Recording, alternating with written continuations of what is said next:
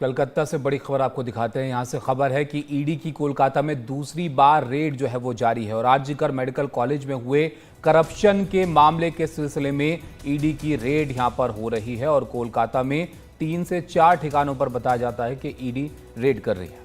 पिछली जो रेड हुई थी उसमें ईडी ने काफ़ी दस्तावेज बरामद किए थे। उनके अध्ययन के बाद कुछ लोगों के ठिकानों पर अब ये रेड्स फिर से पड़ रही हैं। आपको बता दें कि लगातार छापेमार कार्रवाई चल रही है।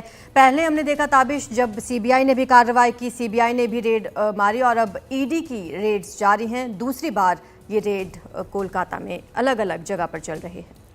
तो एक तरफ डॉक्टर जो है वो प्रदर्शन कर रहे हैं इस मामले को लेकर, दूसरी तरफ जो पूर्व प्रिंसिपल हैं उन पर कई तरह के आरोप जो है डॉक्टर्स की तरफ से भी लगाए गए थे और इस सिलसिले में करप्शन के एंगल से भी इस मामले को जो है वो देखा जा रहा है और ईडी इस सिलसिले में इस मामले की तफ्तीश जो है वो कर रही है और अब ईडी की रेड की खबर यहाँ से कोलकाता से आ रही है। हमारे सहयोगी मुकेश हमारे साथ जुड़ गए हैं। मुकेश, क्या खबर है, बताइए आज की कार्रवाई को लेकर। देखिए, जो ईडी है उसने दूसरे राउंड की छापेमारी शुरू की है और ये मामला जो है आरजीकर मेडिकल कॉलेज में करप्शन से जुड़ा हुआ है।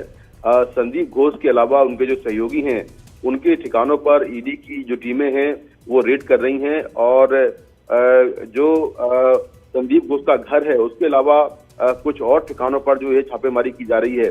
दरअसल पिछली रेड के दौरान ईडी को बड़ी मात्रा में डिजिटल डिवाइस और बहुत सारे दस्तावेज मिले थे जिनसे ये जानकारी मिली थी कि संदीप घोष की 7 संपत्तियां हैं, जिसमें कोलकाता में उसके 3 फ्लैट हैं, 2 घर हैं, एक फार्म हाउस है और मुर्शिदाबाद में उसका एक फ्लैट है।